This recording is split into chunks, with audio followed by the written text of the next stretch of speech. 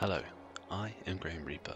Welcome to Xbox Tavern's review of The Secret Order 8 Return to the Buried Kingdom on the Xbox One. Developed by Sunward Games and published by Artifex Mundi, this is the 8th in the Secret Order series, although I believe it is only second to make it onto the Xbox One.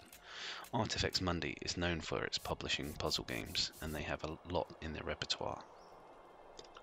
Not having played any of the previous games in the series, I was concerned I might not easily pick up the thread of the story. Usually games provide a little catch up to fill you in, but this game decides against that. You start off on a boat and you go through a portal and end up in a fantasy world of dragons and magic. There you learn an evil necromancer will bring chaos to the world unless you can save the buried kingdom. If that doesn't make too much sense or isn't very interesting, then don't worry, the story isn't the main interest of these games, it's all about the puzzles. Reading up on the game, they seem to emphasize on the thrilling adventure and that you play as a strong female character. At no point did I feel I was in any real danger, and when I finished the game I didn't even know the character I was playing was female. Not that it mattered anyway, the only real reason people buy these games is for the puzzle challenges. You see these type of games on mobile stroke cell phones all the time. It's a combination of hidden object puzzles, logic puzzles and escape room puzzles. You do a lot of clicking and backtracking until you get to the next section. The hidden object puzzles work by giving you a list of items to find in a screen filled with a lot of items. Some are not straightforward and you have to open a pot or move a cloth to reveal an item before you can click on it.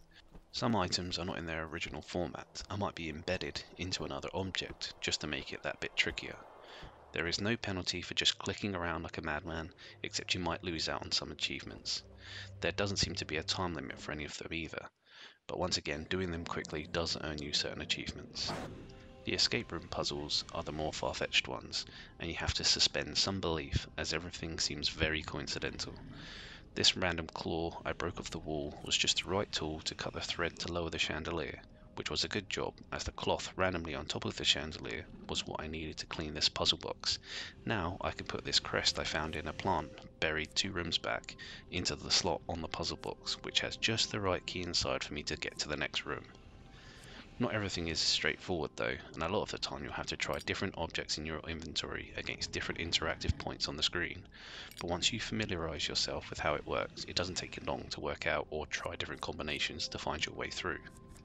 The logic puzzles vary in difficulty. They are the ones that trip me up the most. The easier ones are just lining up tubes in a rotation puzzle, but there was a particularly tricky one with 3 rotating wheels and 2 different coloured gems.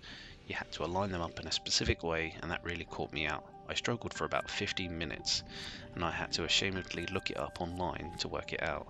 When I realised the puzzle could be completed in about 6 moves, yeah, I felt worse. But fear not, this game is not that difficult. It does give you a lot of helping hands in the form of sparkling areas where things are interesting, to a hint system for those who get really stuck. If you want a tougher experience, you can play in expert mode, which doesn't give you any sparkling hints on the screen. It does allow you to use hints, but it recharges at a much slower rate before you can use it again. Unfortunately with these games, they tend to be quite short, and I managed to complete this game in one sitting. It could be speedrun in an hour or just under, but you don't want these games to be too long, as you can suffer burnout with them quite quickly. There is a little bonus section you can play after completing the game as well, which is nice. In conclusion, the game is what you would expect from these publishers, a competent but short puzzler with a mixed range of difficulties. Those familiar with hidden object and escape room games will probably storm through this game, but you will still get some enjoyment from it. The story itself wasn't that interesting, and the weird animated cardboard cutouts talking were way more frightening than the end of the game for Necromancer. But if you like a quick and fun puzzle game, then this could be well worth a look. So check out xboxtavern.com for the full review and scores, like the video and subscribe for more content, and enjoy your stay at the Xbox Tavern.